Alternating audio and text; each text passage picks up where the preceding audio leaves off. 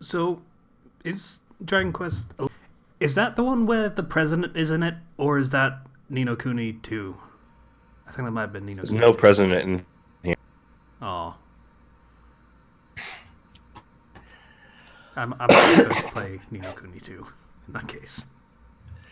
That game's apparently fucking weird. But, Friggin' I mean, I've yeah. seen... I mean, they did the fucking giant re-release for Dragon Quest 11, and I was like... That plot, though, that's really generic, but it looks kind of fun. The plot starts out pretty generic, but it takes a wild swerve that I really appreciate. Um, because otherwise it's just like, oh, I don't really care about this plot, but the characters are great. Um, Now it's just like, okay, I'm digging it now. Is it voice acted, or is it like Legend of It's Zelda entirely stuff? voice acted, and everybody talks in freaking English accents, or get some people from different parts of England, and like I have another friend who lives in Britain who says it's like I came home. I It's all very good as well. I find that hard to believe, but I'll check it out at some point. God damn it. That list of games that I still have to play is really long, my dude. Yeah, freaking I gotta play Code Vein after this, and some other games as well. A friend gifted me a copy of River City Girls I on like the Steam soundtrack for that one. because I got like that person in a present, so they no longer had to use freaking the Epic. I bought him Hades on, which was the only reason why he used the Epic Store. Yeah, So I freed him. yeah, yeah. I kind of want to play Hades as well. That's that was one of the biggest bummers of the Epic Store debacle was Supergiant Games putting their game on the Epic Store. Like they were one of the first Yeah, ones to do it, so it was like okay. Then it was like, but then Epic kept doing it over and over again. So I never wanted to touch their service. Not to mention well now it's just on now it's on Steam. yeah. So I can support a developer I like now. That's nice that I can do that. Hmm. I did not. I'm deciding not to do the Fate GSSR because that's a lot of money. It's about 20 something dollars. It's about $30, Yeah. and to be honest, I used a summon ticket earlier, and I got a NP2 Nidocris, and I got Hokusai off a summon ticket. Yeah, you I don't think, need to do the GSSR. All of your SSRs are GSSRs. You just fucking roll whatever and you fucking get what you want. I fucking hate you, yeah, asshole. I have zero paid quartz right now, and I'm keeping it that way. Meanwhile, I use the fucking GSSR and I get one of the worst characters in the fucking game. Great. Fucking wonderful. Like I told you, I have a friend who is a super big fan of Mysterious Heroine X and Mysterious Heroine X Alter, and would have just like died for that role. Alta's But fucking great. She's a fucking Sith Lord. That's awesome. But I have a X friend who's is been just. saving coming back in for the Valentine's rerun since summer. Respect. So she's very much looking forward to something to get her because one of my other friends who was saving for Skahawk got her and is now eternally happy. And I was saving Yeah. for Resh and I got her at NP2. So I'm still doing well. I say I'm still doing. I'm back to doing my complete nothing but saving for Scotty now, because fucking I broke a little bit on the Ishtar thing and got her, and that was great. But that spent like a majority of my quartz. That was not yeah, ideal. But I'm I building my am, nest egg back up, and it's fine. I'm not going for Scotty. I really don't have any quick servants. I have nothing but quick servants. Like I was annoyed I got Merlin because he's the Buster meme guy. You Yes, have I Buster need servants. Merlin. Yeah, I got him, and I was annoyed because he's not the caster Because support that I I wanted. also have art servants. Like I have an NP2 Yagyu, and I have Hokusai. I have Tamamo. Like, I have the makings of an arts team, but I am more heavily Buster. Hmm. So I'm saving right now for Summer BB. Oh god, that fucking summer is going to be my last temptation before Scotty because there is the summer rerun, the summer 2 rerun in Mm-hmm. June, and I didn't get Berserker Nobu, and I fucking love Nobu. She's great. Like me Yeah. and Minty were like this because we both love Nobu. That's not the reason, but yeah. And Lancer Raiko I also want because hot damn that swimsuit, but also because she's totally a great servant, and that's why not the swimsuit. That'd be ridiculous and stupid. Uh, But I yeah, I wanted to that's go my for last some. temptation before Scotty comes I'll out. throw a few tickets for freaking swimsuit Saber the next time she comes up. Because again, I'm working on an arts team. Swimsuit. You mean the Archer one? Yes, I don't know when the next one of those is because the summer one rerun has already gone by. I think she comes by once this year. I can't remember though. I don't think it's for the summer. I think it might be for the anniversary. I'm not certain.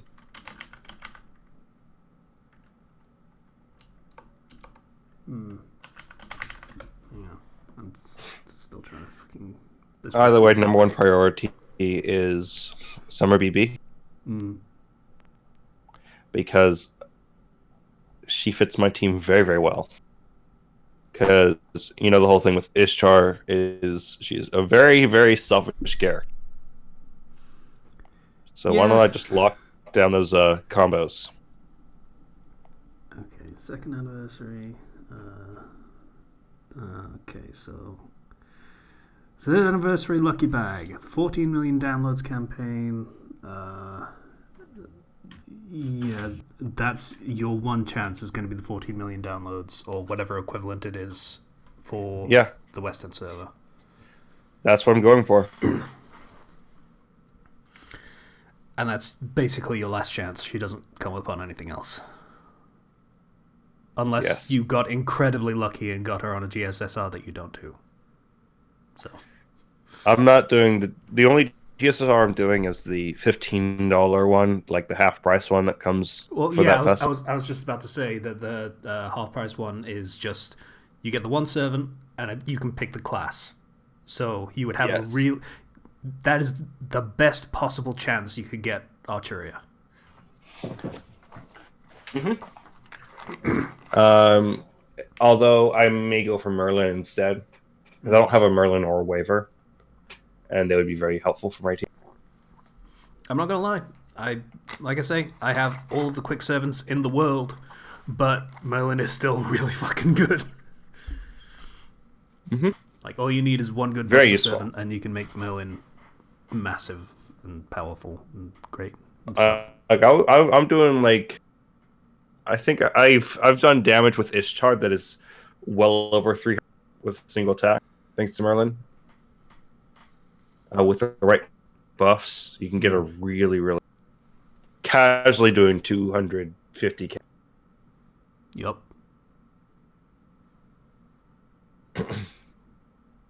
So, welcome to the Fandom Flux podcast. How's it going? This is the Fate Grand Order edition because it's me and Zero here. Say hi, Zero. Gosh darn it! Hi. So, yeah, Fate Grand Order is a great game. Also, Brave Souls. Brave Souls is Yeah, also a great game. I've been playing Brave Soul. Yeah. I showed it to my friends through a screen share. My friend said it looked terrible. It's pretty good. pretty fun. I don't know. I'm more like I'll just log in and roll once, and like pick up login bonuses. I'm not really that into it. I mean, they just started doing the Blood War arc, like the last arc that didn't get animated or anything, and it's it's nice to see that properly. And Superstar is on his way eventually, so that's gonna be great. I can legit can't wait for Superstar.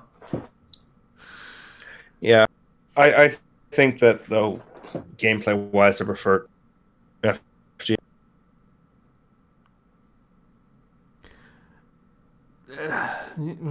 Fate Go is very slow and static, and you know, you set up your team, and if you set up your team right, you'll win, and that's about it.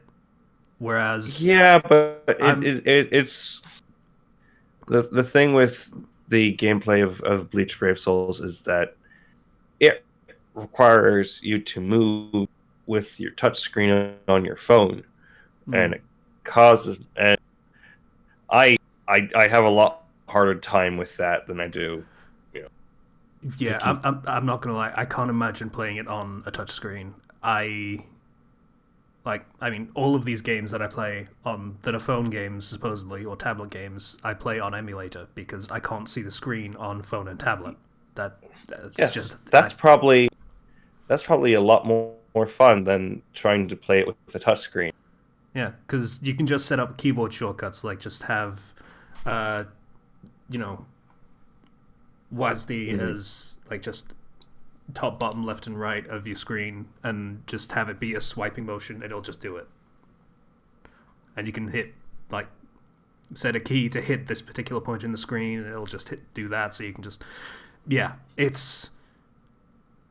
I imagine a lot of the top players of that game play it on emulator and not on touchscreen. Because playing it on touchscreen is off.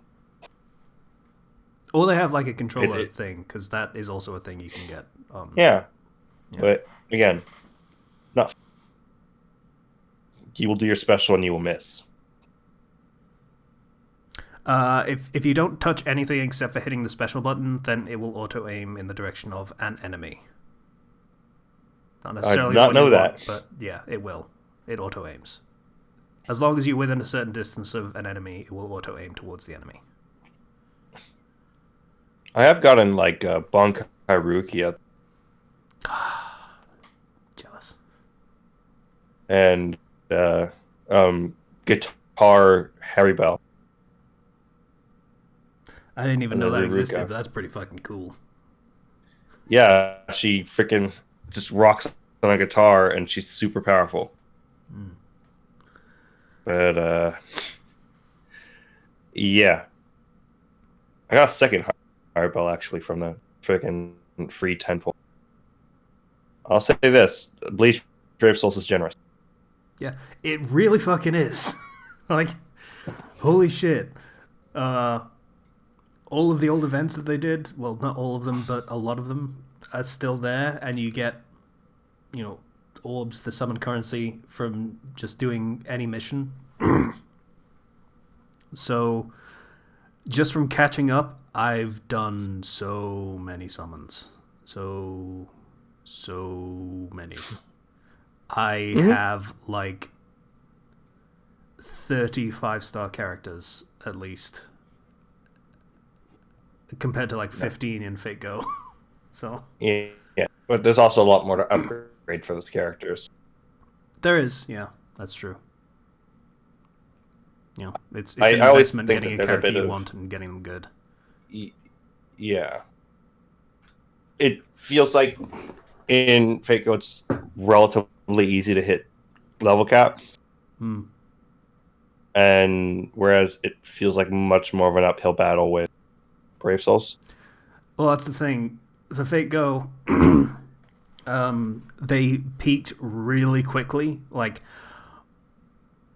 after the first 7 singularities, like, no, not even. By the 7th singularity, all of the content is top level. You want to have 97s before you do any of that shit. Mm-hmm. Whereas Brave Souls, a vast majority of it you can do with without even having 6-star characters. So Yeah, I don't know. It's just you get that like it's that different gotcha flavor. yeah, And you know what I started actually playing, and I'm sorry to all of our listeners for us just talking about gotcha games, but hey, we're most of our uh fucking Discord server is all up on these gacha games. Don't worry about it. yeah. So friggin' I went back and I started playing Pokemon Master. Oh boy. Okay. I was literally wondering about this morning, but yeah, you tell me what Pokemon Masters is all about right now. Okay, so Pokemon Masters, um, I dug in deep because I went in casually just to see what would happen, and I got a free 10 pull, and I pulled Cynthia, the champion. Of course you did. Okay.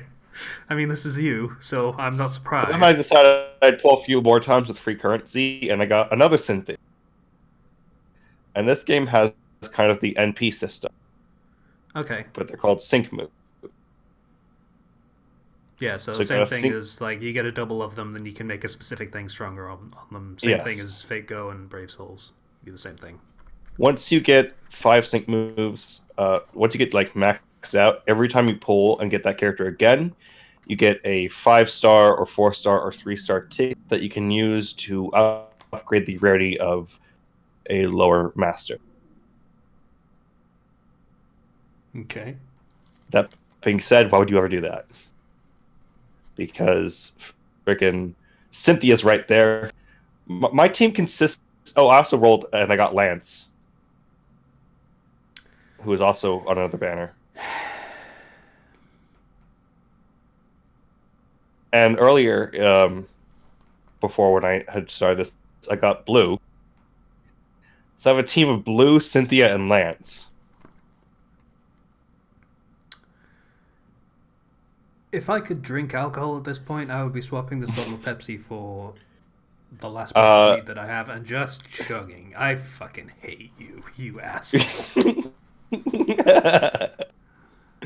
so the way it works in Pokemon Masters is you can um, upgrade your characters. Specific, you can upgrade your levels up to a max of 100, obviously, because Pokemon. You can unlock moves. You can unlock passive skills, and certain trainers have Pokemon that can evolve through evolution missions, which are kind of just challenge missions Mm-hmm. that require a certain resource. So, you got your Brendan from friggin' Pokemon 3rd Gen. You can just upgrade his little Trico to a Sceptile through a few missions. Sweet.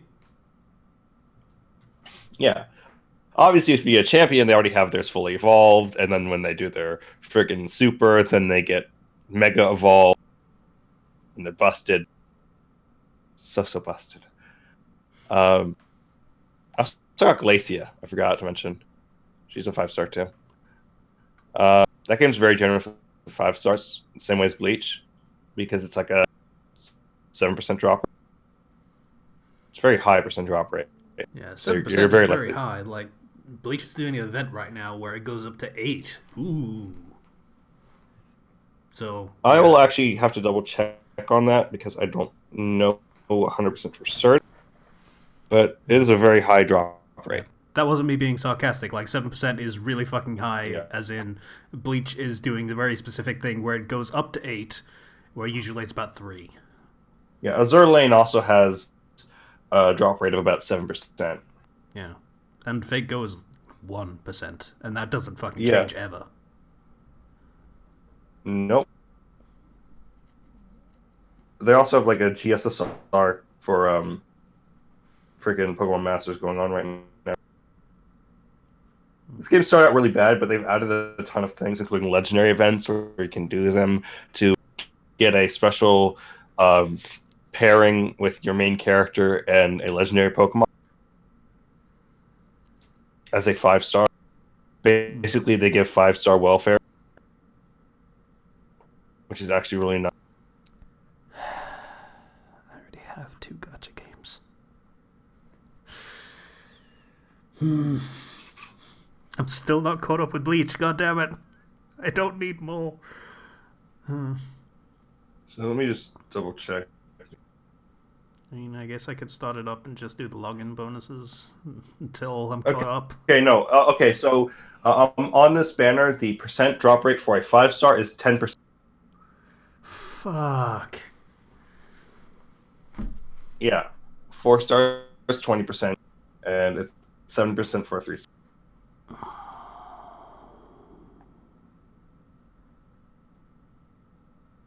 It's very generous. Alright.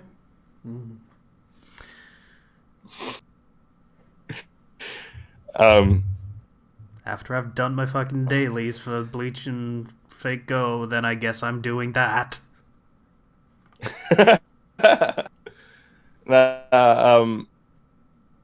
They're also adding in like more things you can do to upgrade your character, but that's in much later chapters in the story, which I'm not too. But I don't know. Once I got Cynthia, it's like I guess I'm playing this game now. That was my one condition for me to play this game, and I'm like, well, I have Cynthia. Yeah. His favorite character, so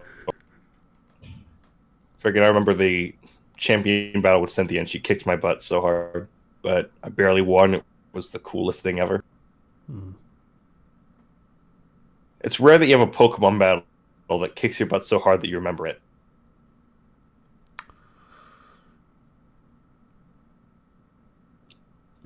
It's rare, yes. There's one that sticks into my mind, but it's technically not in the games. So fucking Black Tower, god damn it. Remember the level 100? Yes, the level 102 Giratina. That 102. It's just like, that's not fair. I mean, that's the point. It's post-game content. It was basically a raid boss. We were talking about it earlier, but I did start, obviously I've been playing through Dragon Quest. I've been trucking along in that 11S. It's really good. I really like the costumes that you can just get. Friggin'. Oh, hey, I'm just going to dress.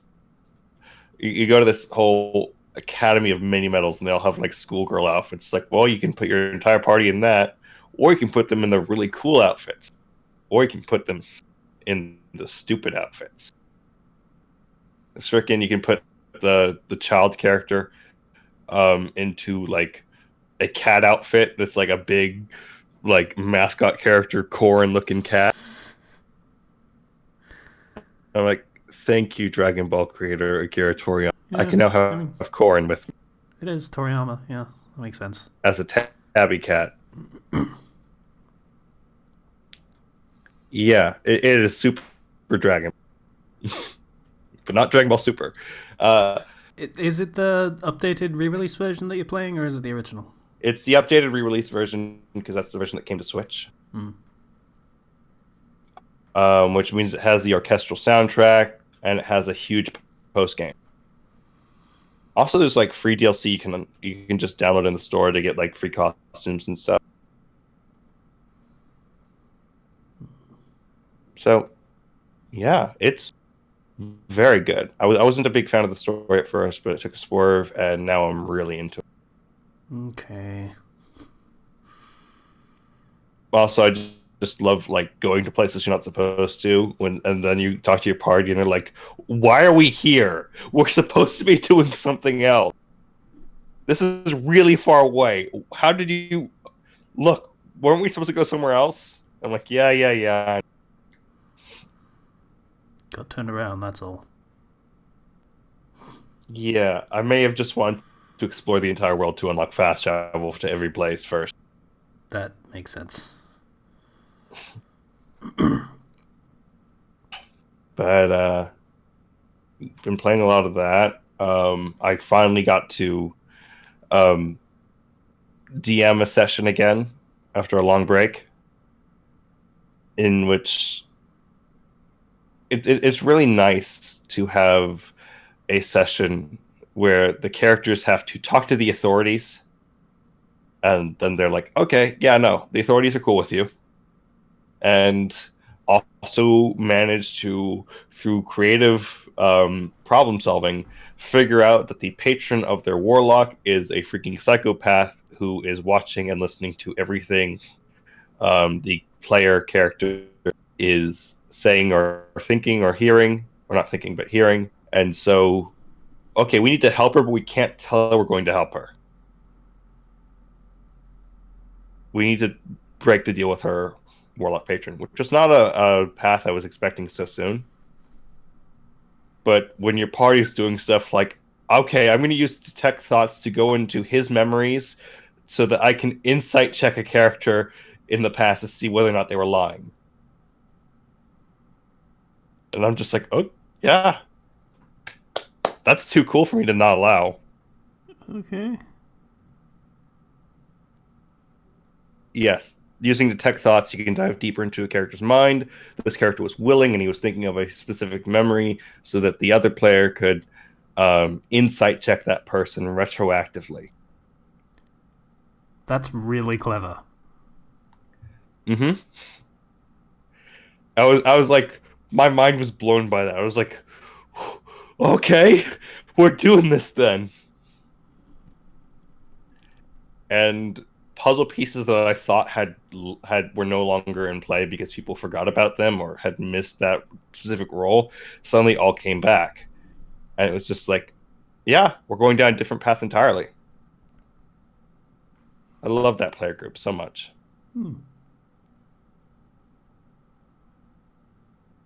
Because like that's my more brutal game that I DM, where there's a very high risk of death. Um, like I put in a lot of homebrew rules, like say for example, crits. When you roll a crit, you do the max amount of damage on the damage dice, and then you roll the damage dice again. So you're always guaranteed to do tons of damage on a crit, and that goes for players and enemies. And drinking a potion takes an action, but it heals from the max, so they're reliable. I did have the lingering injury system, which where you'd break an arm or something, but I took that out because that was just bogging it down too much. Yeah, that makes sense. But in that game, two characters of the main player characters have died and one's been retired. So it's like a rotating door in there. Yeah.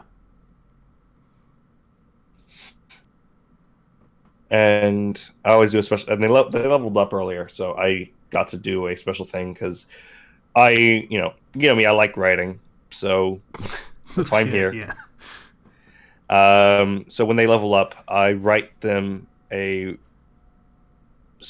short fiction type thing, which is their nightmare that they have, which usually is meant to give them fodder for character writing, character development, and so on and so forth. Maybe give them a hint as to what may come in the future. So I gave them all very wonderful nightmares. One of which there's a character who is named Subject 4, but the party named him Florence. Okay, that's a little awkward for me, but all right. So Florence is an escaped lab experiment who can regenerate. He's a homebrew race, homebrew class. Abomination is the race, and and evolutionist is the the class, which I mentioned before. Yeah. So he dreamt that rather than like dying or something like that, he was just stuck in the ground and would not die. and was abandoned, and his body just kept healing. Yeah, fucking what's his name from Naruto treatment. Yes, Yeah. I was able to pull that off and make it. And the way I wrote it, it's just like I gave everybody a chill down their spine. It's like the player came up to me. It's like, congratulations, you touched on the one thing that freaking my character was super afraid of. I was like, yeah, because your character's already prepared to die because you think you don't have a lot of time left. But what if you're wrong? What if you're actually immortal, and you have to now deal with the consequences of that?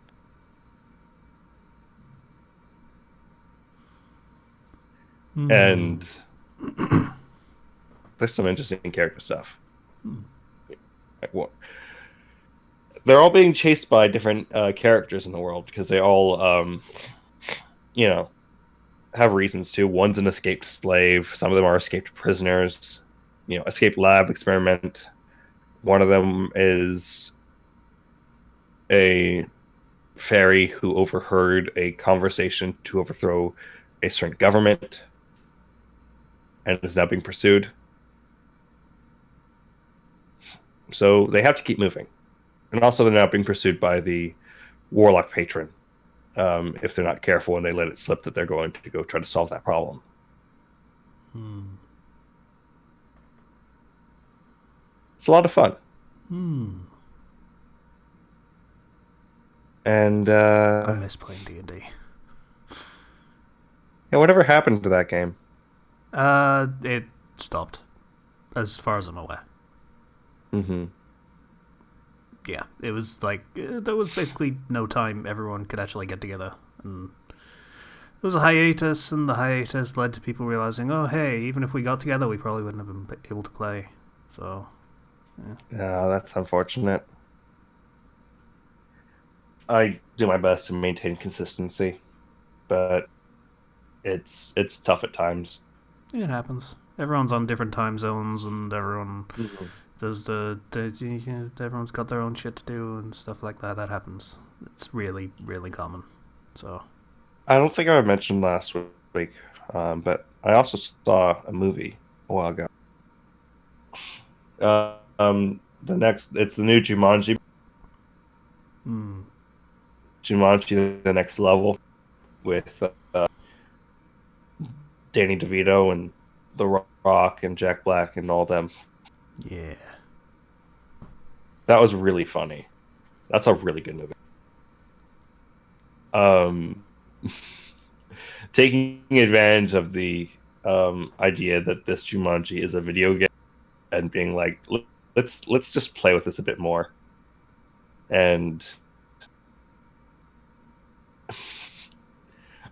it's like watching a team of people playing D&D. That's generally what it feels like Hmm. with freaking characters saying dialogue and the party being like, okay, what are we doing with the old people? And one's just like, oh, we got to go do the thing. I kind of want to watch those films. I'm going to Mm-hmm. admit, I barely remember the original Jumanji, so that's probably a point in its favor. And they're totally setting it up for another movie, I mean, of course they which is are. probably going to be the last one. His trilogies, but also, yeah, no, it's definitively from what I've seen that has to be the last one. Hmm. I mean, you say that. How many Pirates films are we on now? I stopped counting. I think it was like 5. Pirates of the Caribbean 6, The Curse of Johnny Depp's Paycheck. You see that trailer for the new Doctor Dolittle? I have not. It's really, really silly looking. I mean, do you remember the last Doctor Dolittle, the Eddie Murphy one? Yeah, I say but the now last it's one. like I mean the last Doctor Dolittle period, we're and going with the not the sequel. with the animals on an adventure. Oh, Yeah. That's that's less fun and wacky and more Dora the Explorer, frankly. In fact, that's So literally Dora the Explorer. That's fucking. Where shall we go? Animal. Swiping, no swiping, and all that shit. they are embarking on a mission, on an epic adventure to a mythical island to find the cure to save Queen Victoria. That's the dumbest series of things that I've ever heard. Him and his array of exotic animals. It surprises me that I had to say it as the dumbest series of things that I've ever heard because I couldn't bring myself to call it a story. Robert Downey Jr. is Dr. Doolittle in this, and he has a silly accent. Oh boy. Well, he made so much money on Iron Man, he can do whatever the fuck he wants at this point. Go do whatever you want. You're Iron Man. It's fine. But at the same time, that means he was really into this project. So, okay, you do you, Robert. You have fun with that. Mm-hmm. Watching more of The Witcher. That's been great. Um, and I saw Once Upon a Time in Hollywood. We rented it. That's the Quentin Tarantino film. I'm not And a Tarantino, personally, but well, my parents rented it and made me watch it, but has a fun ending. I like the ending a lot. But I pointed this out to my parents, and then we started a count. But you know, Quentin Tarantino has that whole foot fetish thing mm-hmm. where he always has like bare feet, and I point out to my mom and my dad, and they're like, "That's horrifying." And then they started to keep a count of every time we saw feet on screen, and slowly but slowly, they believed me more and more when I said that I heard this was true. And now they can never unsee it. And I think I've ruined or made them better Quentin Tarantino movies for my parents. Yeah, jury's still out on that one. Friggin' feet on screen. Feet. Two more Tarantino films, and they will either be cursing you or I don't know. They'll probably still be cursing you either way.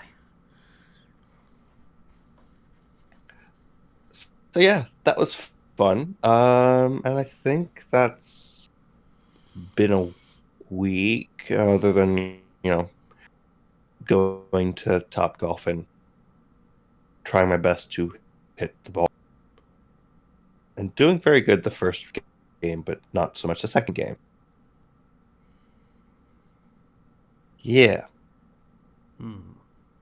How's your week been? Well, as of I want to say it was Thursday. No, maybe it was. I don't remember what day it was, but I got fed up with the symptoms of the whole teeth extraction thing because oh boy was it getting bad. So I called up the hospital and they told me to come in for a check to see how it's going. And yeah, it was going bad for a reason. Because I got dry socket in one of them. Yeah. And that was the thing we were worried about. Yeah.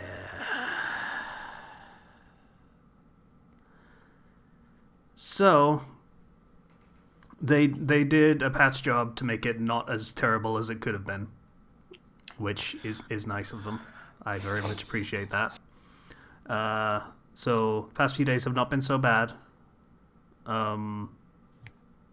Painkillers are helpful, and I'm glad I had more spare because I ran out, but I had some more. So, migraines are good for something because I have lots of painkillers and have ordered more because that's just common sense. Good. But yeah, that's it seems to be mostly healed now. It's a little bit sore, but aside from that, it's mostly fine, which All is right. nice. I'm just waiting for the stitches to come out because they're incredibly annoying. It feels like something's constantly poking me in the gums, but it's fine. Aside from that, you know, playing some Brave Souls. Have we talked about that? I don't think we've talked about that enough. And Fate Go. Well, I haven't been playing Fate Go as much, to be honest. But yeah, I leveled Hokusai up to 90, and I'm kind of like idling a bit on Fate Go because I know I need to go back and grind to get a rush of skills up to 10. Instead with Hokusai. I mean, Yeah. there's a fucking lottery event that comes out later this week, and that will do you a lot of service in getting that stuff, like same as the Christmas one. Because I need the main thing I need are the chains and the stakes, and That's gonna those be are tougher. a pain. Those are a pain to farm for. But I also need like a million evil bones, so I'm excited about that. Bones.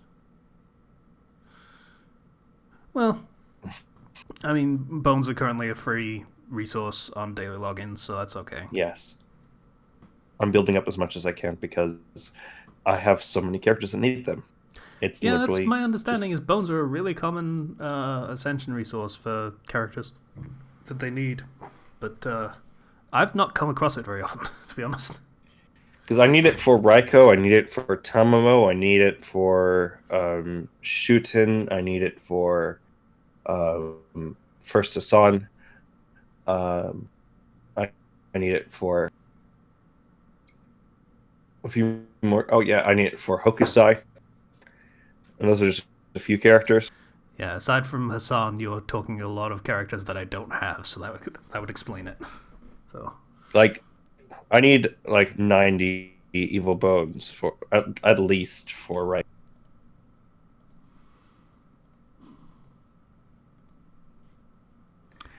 Yeah. yeah. The fuck else have I done this week? I tried to play Yakuza for half an hour, and that was a mistake because stressful games make you grimace, and that's not great for face thing. That's bad. Mm. That was a half hour that led to a painful 2 hours, but yeah, so that got put on hold, even though I had the impetus to actually play it for a little bit. I did manage to get more of the commission done, so that's closer to completion. It's about 3/4 of the way there. Nice. And because it's a commission, and because I had to take about a week or more off from working on it because of the whole. Nothing can ruin your rhythm for writing more than just a constant nagging pain Amount of pain, yeah. that just constantly takes you out of your own head where you need to be for writing. But yeah, since I'm back to working on that and it's not finished yet when it should have been a while ago, I'm not working on anything else until it's done. So, aside from that, is the official theme song of the Fandom Flux podcast. Aside from that, have I done anything else? well, you've been recovering, so Yeah, there's not been much I've been able to stomach doing, to be honest. Yeah. Saltwater mouthwash is actually surprisingly, refreshing. You wouldn't think it, but it actually kind of is. Like, I'm considering just doing that on a regular basis. Yeah. Because that's one of the things I have to do for the recovery is just rinse with salt water. So yeah, to get everything out of those wounds.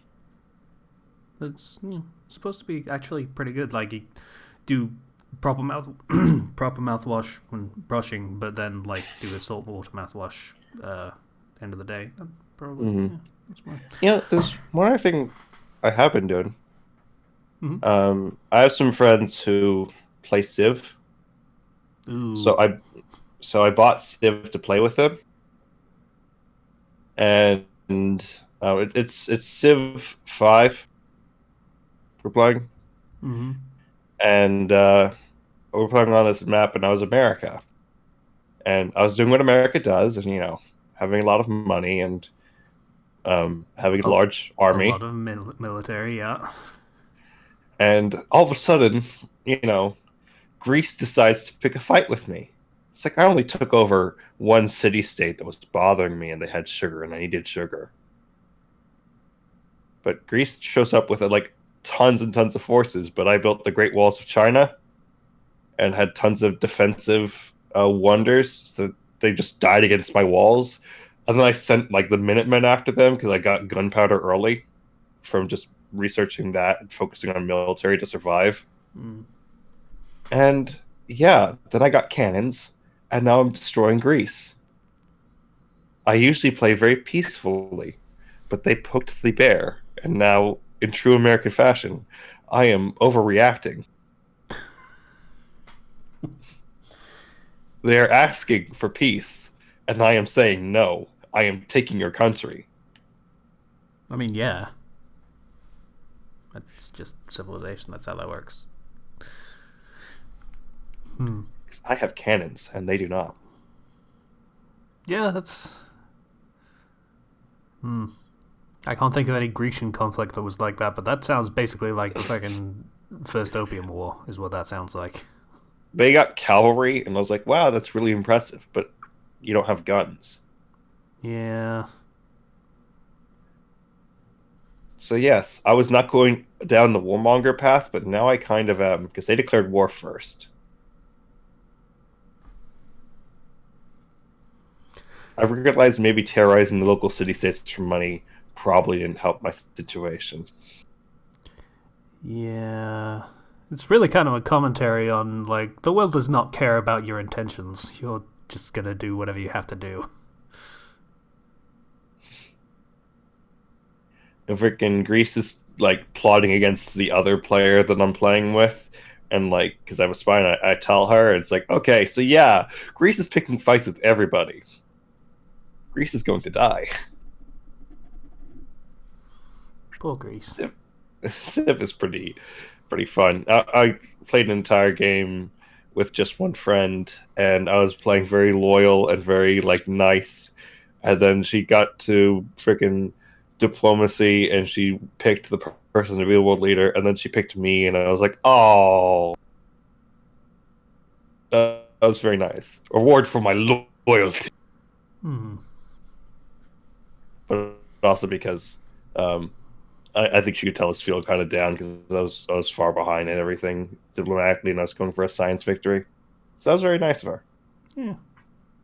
I mean, they're experienced players, and you're not.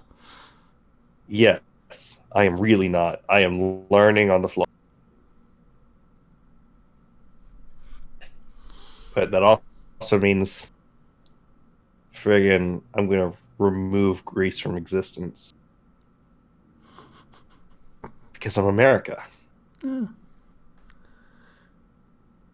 I mean, if Greece is picking fights with everybody, then tactically it might actually be better to just, if they want peace with you, then leave them alone and leave them to fight everyone else and be a nuisance. But Yeah, but they built so many city states are blocking off this entire stretch of so many cities are blocking off this entire stretch of land, and that's not really good because they're refusing to cooperate and to open borders and other things. So best just get.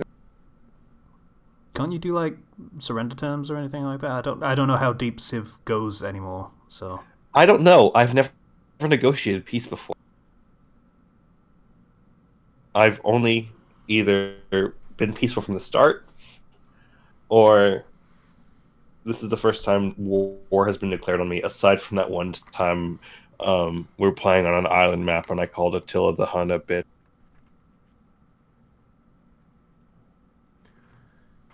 He got really mad. You called Attila the Hun a bitch. Is that what you just said? Yeah, I was just he's just like he was being annoying, so I called him out. And he declared war on me. I was like, okay, come at me, bro. This entire island is my territory. I mean, yeah, but you're gonna make some fake Go players annoyed. How dare you? No, I like Altera. I like Altera. That's different character. Oh, yeah, sure. It's bad civilization. It's bad civilization. It's bad civilization. Back to Fate Go. We've looped it around. Boom, end the podcast. I mean, yeah, I got nothing else. I mean, the Patreon thing's gone through, so we need to do that. But yeah, basically. Yes. Patreon. Hmm. I will say, freaking, like, I was just like, I'm not going to test my luck with freaking Fate after I got Hokusai on a summon ticket. I have a friend who got Hokusai on a single summon ticket, right? And it's Shay. And when she was going for Skahawk, she also got Drake and Waver. And I'm just like, why you like this?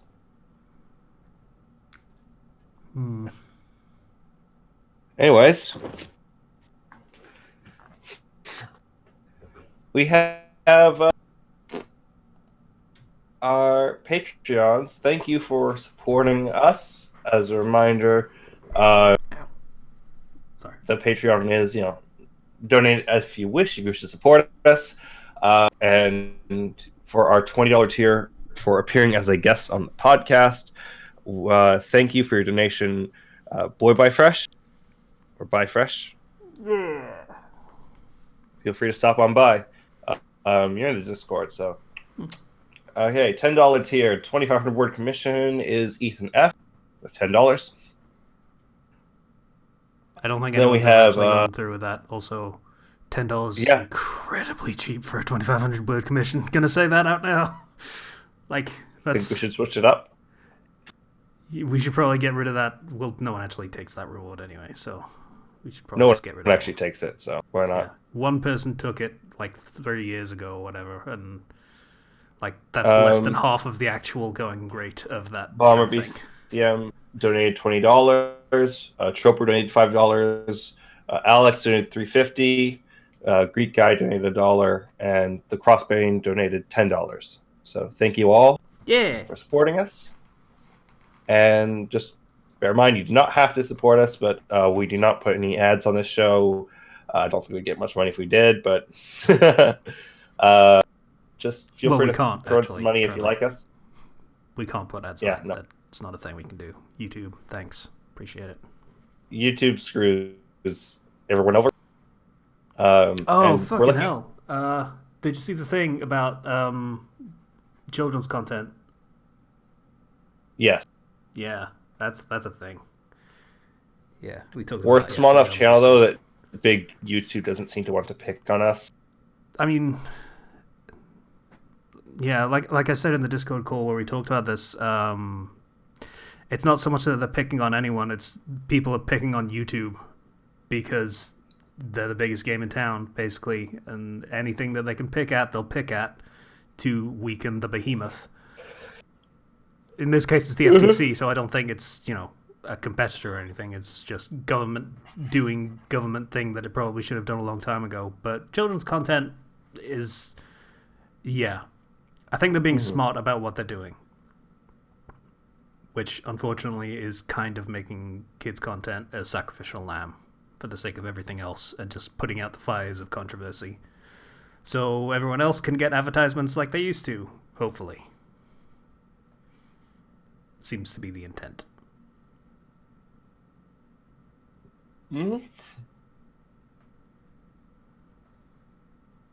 I think YouTube is... You think what? I think YouTube is dumb. I think they do what they have to. Yeah, I'd agree with that, but I also think that all the other policies have come out with before and their lack of communication on a lot of other issues. makes it seem dumb.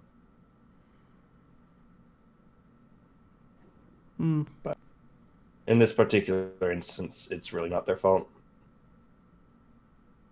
is my understanding. But anyway. I mean, like I say, they are the biggest fish in this particular pond, and they are muscling out a lot of other companies that used to be big fish in this particular pond and are now no longer and are playing catch up. So that means when do we get companies, YouTube too? Those companies are going to play dirty. That's how that's going to work. When do we get YouTube too, aka WeTube? There have been like 20 of those, and they have all failed spectacularly because it's YouTube. Is pretty much the only reason I need to give.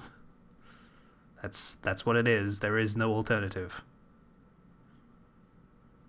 No one has as deep pockets or general resources as Big Daddy Google, so no one else could really compete reasonably long enough to make their platform successful enough to be self-sustaining, which YouTube also technically isn't either. Mm-hmm.